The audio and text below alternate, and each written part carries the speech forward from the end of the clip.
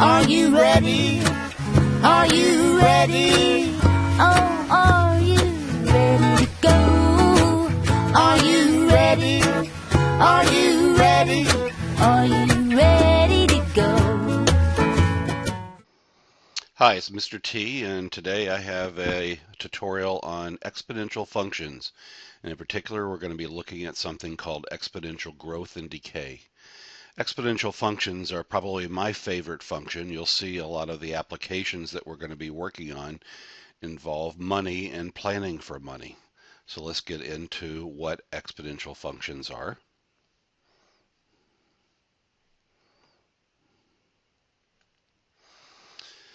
So if we look at a problem, the way that we know that something isn't going to be an exponential function is that as x or time progresses, the value of something is being repeatedly multiplied. So we're going to be using this general model for our exponential function. So we have a constant or a coefficient here called a, and then we're going to have some number raised to the x power. So remember, if we had a times b to the first, that means a times b. A times b to the second, meaning x is 2, that's a times b, so we multiplied by b again. If we had ab to the third power, we would be multiplying by b 3 times. So anytime we're repeatedly multiplying, that's going to be an exponential function application. The number that we're repeatedly multiplying by in this model is the b. If that number, b here, is bigger than 1, then each time we multiply a number by something bigger than 1, it will increase in value. So when the value of b is bigger than 1, we have something called exponential growth. If b is a fraction or a decimal, something smaller than 1, so if you multiply a number by something smaller than 1, say 1, like 1/2, the value gets smaller. So if we first multiply a by 1/2, we're going to have half of a. If we multiply by half again, now we're going to have a fourth of a. If we multiply by half again, we have an eighth of a. So the value will decrease, and that's called exponential decay. As I said, there's lots of different applications. So some applications that you can maybe relate to for exponential growth. So planning monetarily for the future. The cost of things over time increase. You've probably heard of this term. It's called inflation. So if you look at, say, what the cost of gasoline was back when I first started driving, it was like 25 cents a gallon. And now it's almost $4 a gallon. So the price has increased. Your parents have probably been concerned about the cost of health care and health insurance. Those costs have increased over time, as well as like college education. So that's called inflation, and we can use exponential functions to predict what the cost of something will be in the future. As you get a job, hopefully your wages will increase. Hopefully you'll get some kind of raise each year. So if we want to predict what our income will be in, say, 10 or 20 years, we could use an exponential function for predicting that. Investments, especially if you say you're planning for your retirement or saving for a house, investments grow every year, hopefully, on average by some percent. So that's also exponential growth.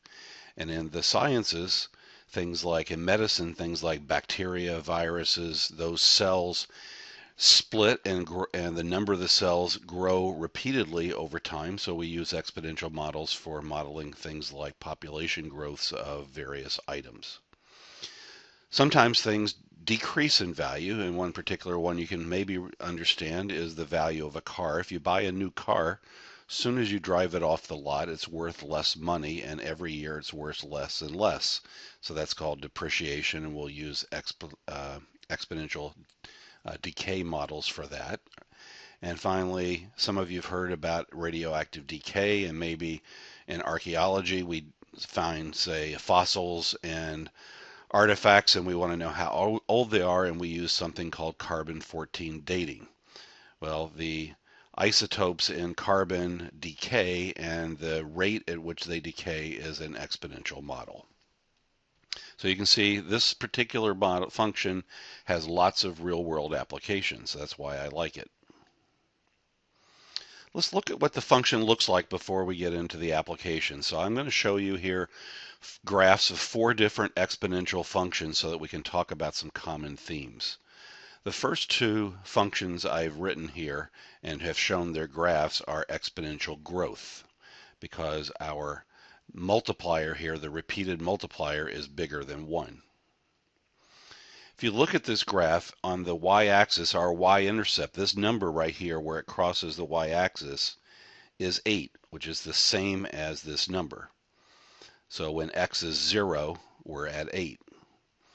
Now if x goes to 1, we're going to be getting 8 times 2 to the first, or 8 times 2. So this number here is 16. This is doubled, so that's 32. We double again, 64, and you can see it increases rapidly. This shape here, if you're playing the sports, sort of looks like a hockey stick. So the curves or functions that look like hockey sticks are frequently exponential functions.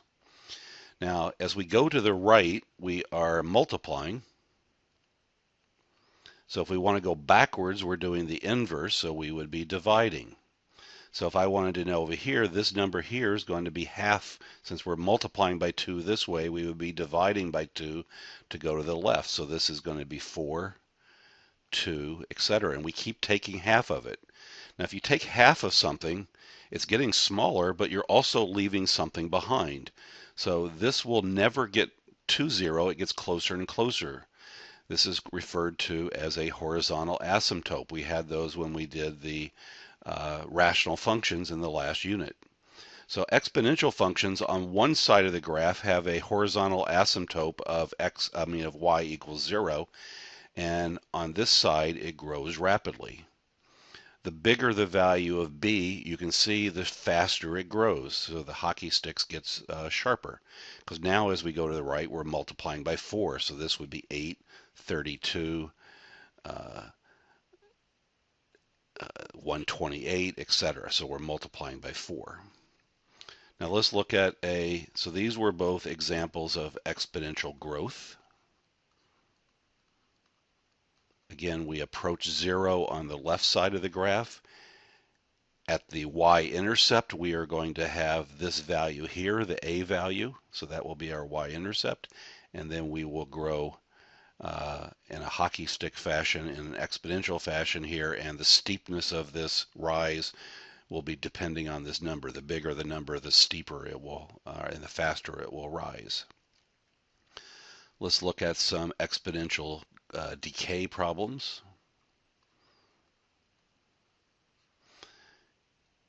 So if you look at the graph, you can see it's sort of the mirror image of the graphs above. They're flipped around the y-axis. So as we increase, so this y-intercept is still this value here. So we're still at 8. So in all cases, that number is our y-intercept. But here, as we go to the right, as x increases, we're multiplying by 1/2. So we're going to be at 4, 2, 1, 1/2, 1/4, etc. So it's going to asymptote on the right. Going this way, we would be doing the inverse of multiplying by a 1/2, which would be multiplying by 2. So it increases. So the exponential decay, the sharp rise is on the negative values of x, and it's decreasing as we go forward in time, or forward in x, decreasing. And again, the steepness. So we can sketch graphs of these fairly quickly by using these facts. So to make a quick sketch, we are going to plot 3 things. We're going to plot a y-intercept, and that's going to be this number here, the a. In our model, again, we're using the model y equals a times b to the x power. So on this problem here, our y-intercept will be at 3. We will look at whether it's growth or decay. So if this number, which is the b, is bigger than 1, we have growth. And if this number is smaller than 1, we have decay. And we remember on growth, On the left side, we are approaching 0, our horizontal asymptote. And then let's just get one other point. So we will just pick a value of x. The easiest one is to pick x as 1. So if we pick x equals 1 to calculate y, we just plug in, as we always do, and we would get 6. So we have a point here at 1, 6. And then we can do our asymptote thing here and sketch in the growth. For the decay here, our y-intercept again is at 3. Now since it's decay, we're going to approach the asymptote on the right side. And if at x equals 1, I'm going to have 3 times 1/3. I would be at 1, so I'm going to be here. And we would just draw in our shape. So that's sketching exponential functions. They're fairly straightforward to sketch. So let's move into some applications now. So what we've talked about when we looked at the graph, the a value on a graph is the y-intercept. That's also when x equals 0. When x is 0, that's what's referred to as our initial value. So when we look at applications and are trying to write this model for a problem, for a word problem, we'll look at what the initial value was, and that will be the value that we use for a. B is our repeated multiplying factor, our growth or decay factor. So in the words of the problem, there may be things like something doubles every year. Doubles would mean we're multiplying by 2, so B would be 2. Or it may say something cuts in half, so we would be multiplying by 1/2. For percent increases or decreases, we need to come up with multiplication factors. And you should remember from pre-algebra and algebra 1, if you want to increase something by 5%, you multiply it by the 5% converted to decimal, 0.05, but you have to add it to 1. So if you multiply something by 1.05, you are increasing it by 5%. If we wanted to increase by, say, 10%, we would multiply by 1 plus 0.1, which would be 1.1. To do a percent decrease, we subtract our percent from 1, or subtract from 100%. So if I want to do a 20% decrease, I would multiply by 0.8. So you remember, again, if it's an exponential growth, our b value will be 1 plus the percent.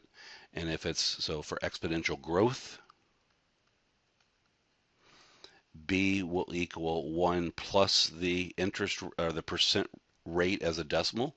And if it's decay, our b value will be 1 minus our rate. So let's look at this model. Now in this model, is this exponential growth or decay? So again, we look at, this is our b and this is our a. So since this number is bigger than 1, this is exponential growth, meaning it's increasing. Now remember, the initial value for y is the a, so the initial value of y would be 350. And since this was growth, to get the percent, we did 1 plus the percent, the rate. So 1.035 would be 1 plus 0.035. And that as a percent is 3.5%. So this model is representing 3.5% growth.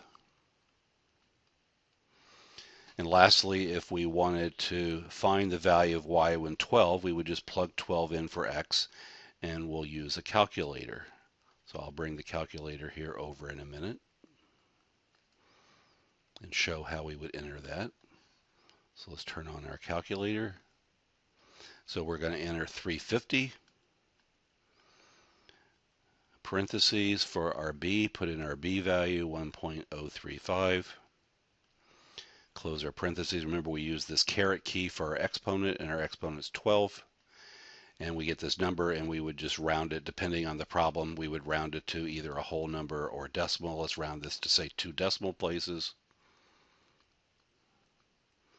So It's increasing because our initial value was 350, and after 12 growths, it's up to 528.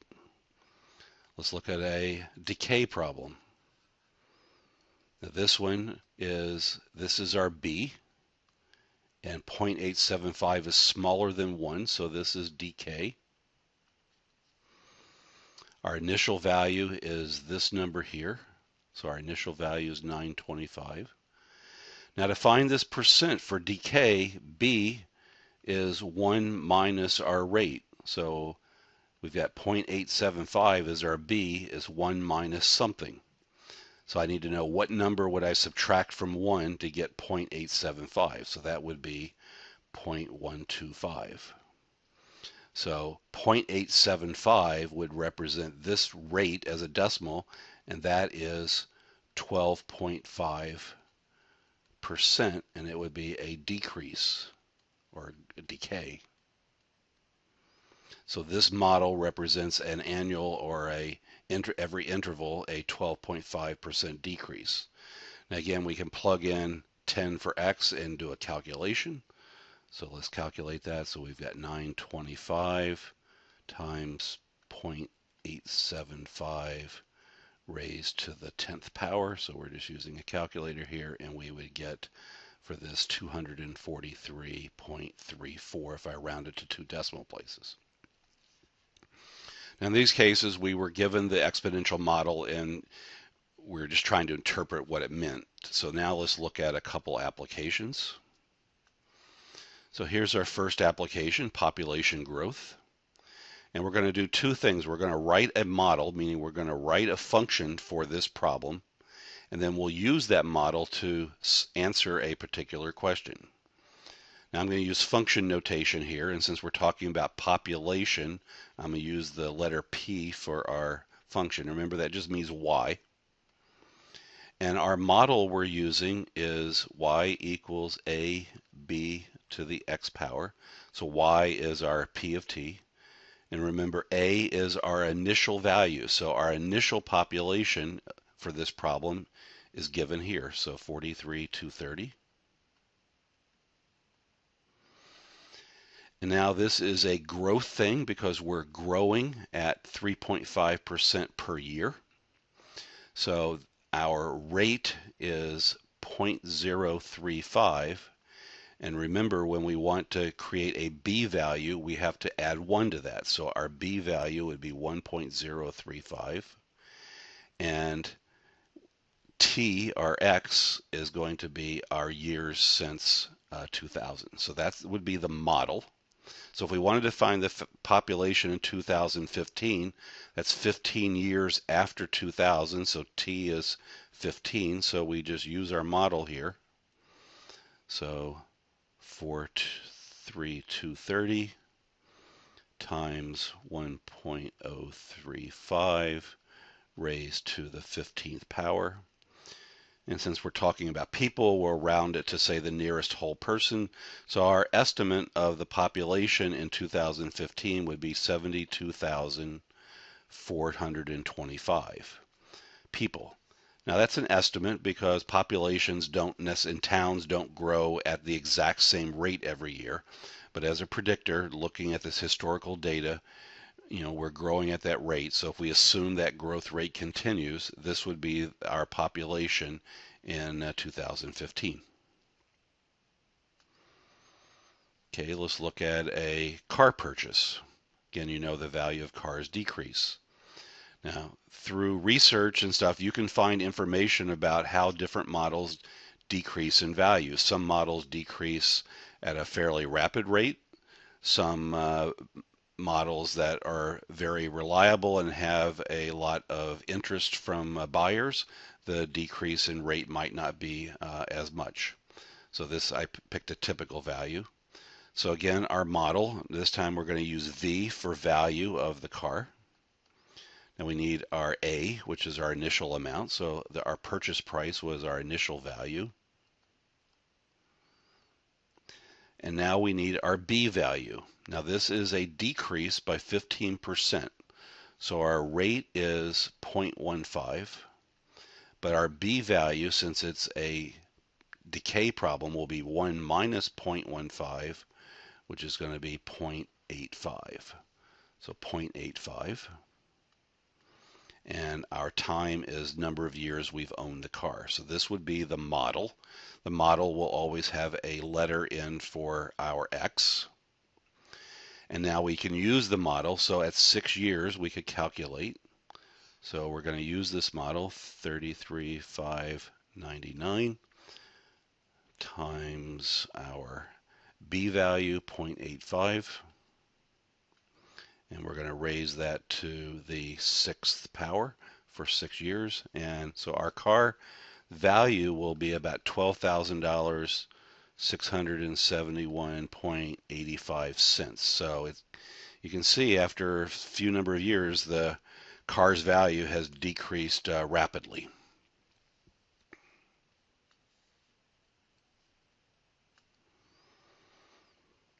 Now this one's similar, but it's a little different because when we get into it, you'll see that the model's a little bit more complicated. So bacteria or different kind of cells usually grow by doubling. The cells split every certain amount of time. So in our growth model, our initial amount is the 10,000 cells. And our growth factor, we're doubling, so we're multiplying by 2. But when we do our exponent, it's not going to be h for the number of hours because we're not doubling every hour. We're doubling every 5 hours. So to find out how many times we've doubled, we've got to take the total number of hours and divide it by 5.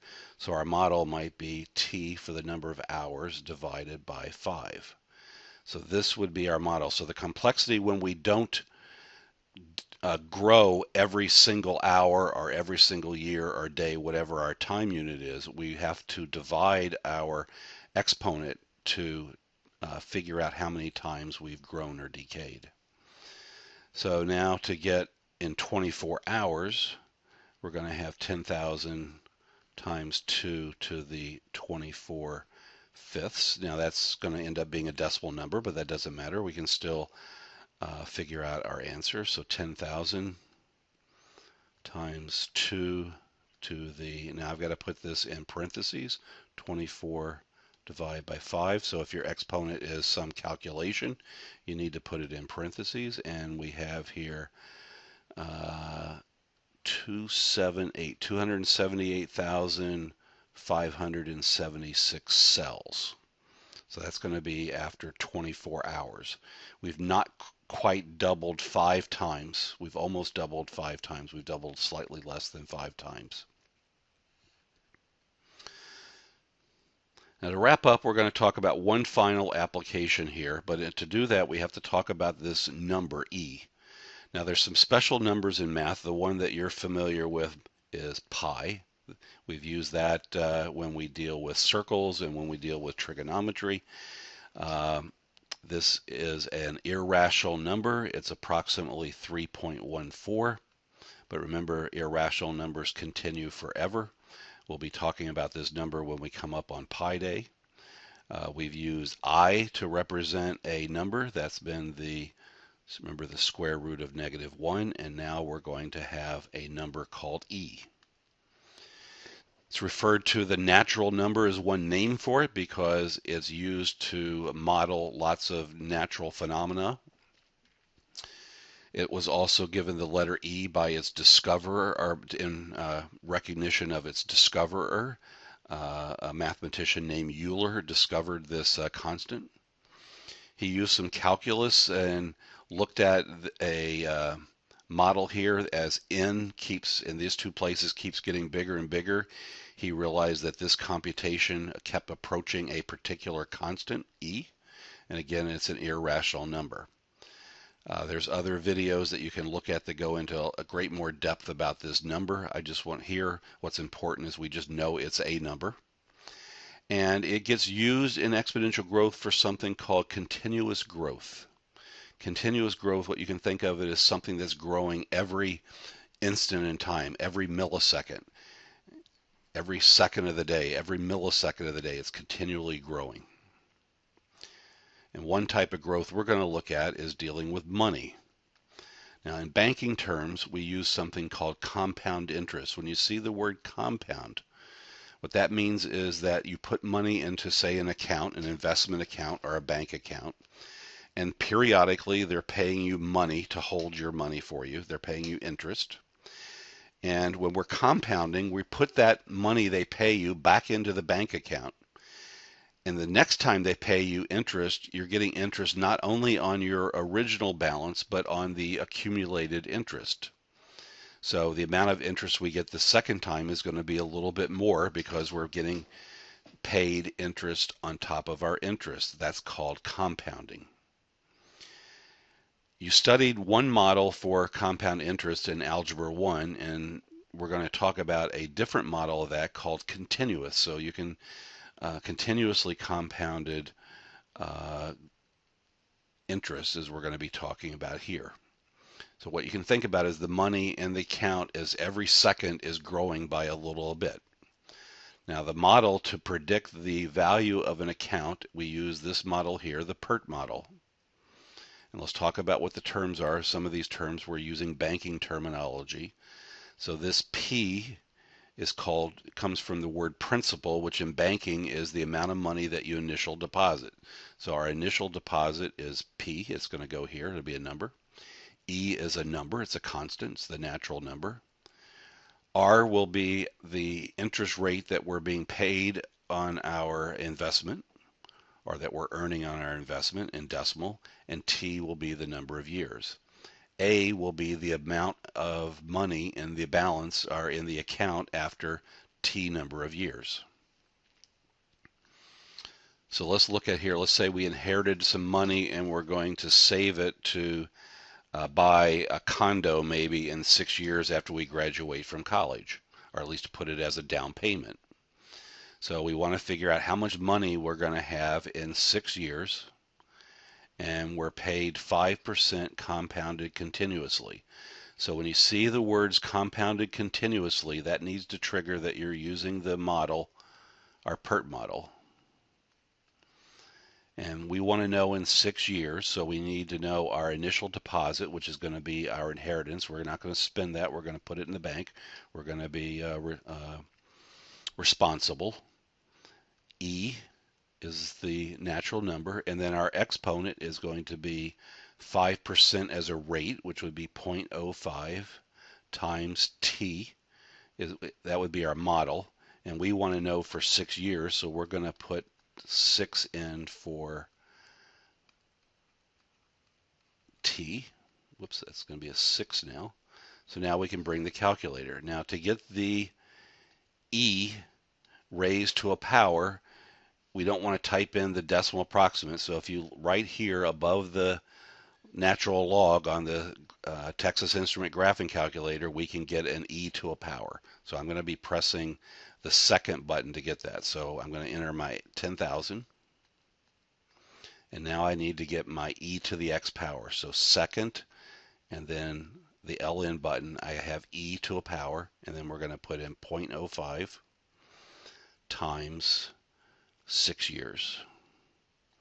So after 6 years, our inheritance that we're investing is now going to be worth $13,000, $498 and about 59 cents. Now, what if we decided to leave that money in and just forget about it and leave it there for like 30 years, say for retirement or our kid's wedding or a big trip or something like that? So what happens if we put this in for 30 years? Let's look what happens. So let's go back and edit this thing, and let's change our 6 to 30 years. And we've got $44,000. So after 30 years, we've got $44,000, about $44,817. So you can see the money, if you just let it compound, it keeps growing faster and faster. So that's our exponential growth and decay models. and good luck with completing your notes assignment and your practice exercises. Are you ready? Are you ready? Oh, are you ready to go? Are you ready? Are you ready? Are you